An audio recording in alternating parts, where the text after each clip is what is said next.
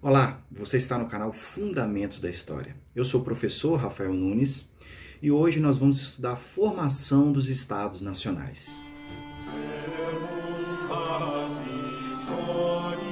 Que os Estados Nacionais vão se formar a partir do início da Idade Moderna. Então, saímos da Idade Média e adentramos no que chamamos de Idade Moderna, que começa a partir de 1453, depois da queda de Constantinopla.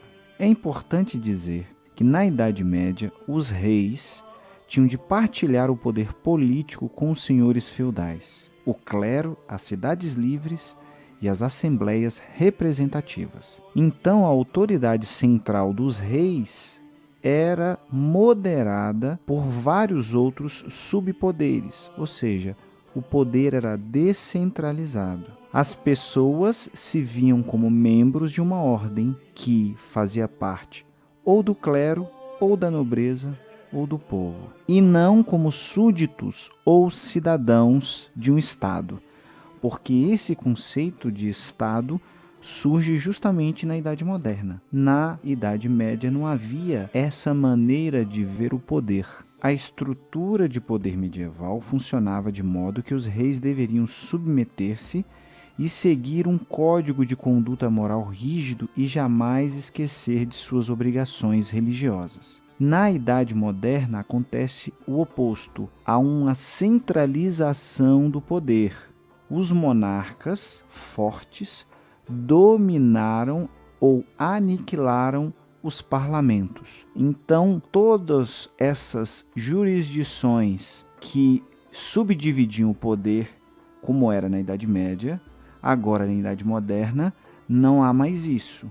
O poder está totalmente centralizado na figura do monarca, o que vai gerar o quê? O absolutismo. No absolutismo, o rei tinha o poder total de fazer as leis, de praticar a justiça, cobrar impostos, organizar o exército e administrar o Estado, e depois do protestantismo, como a gente aprendeu, também eles eram chefes religiosos nas suas regiões, no seu Estado. Aí vem a pergunta, afinal, o que é o Estado? No início do século XVII, os europeus desenvolveram o conceito de Estado, que é uma entidade política autônoma a qual os súditos devem taxas e obrigações.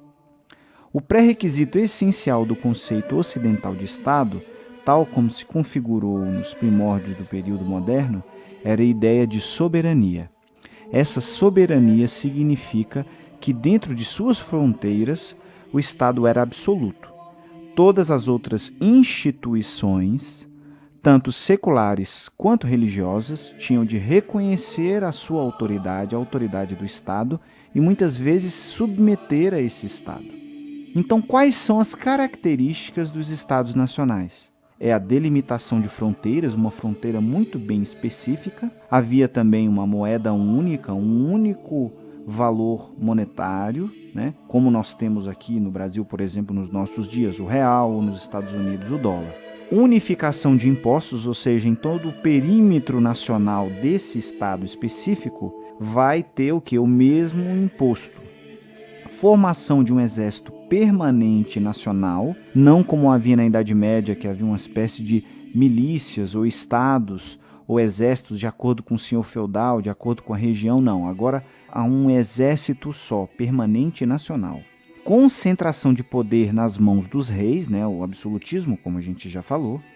A manutenção dos privilégios da nobreza, formação de um corpo burocrático para administrar esse estado. Unificação de pesos e medidas, agora todas as medições nacionais vão ser unificadas.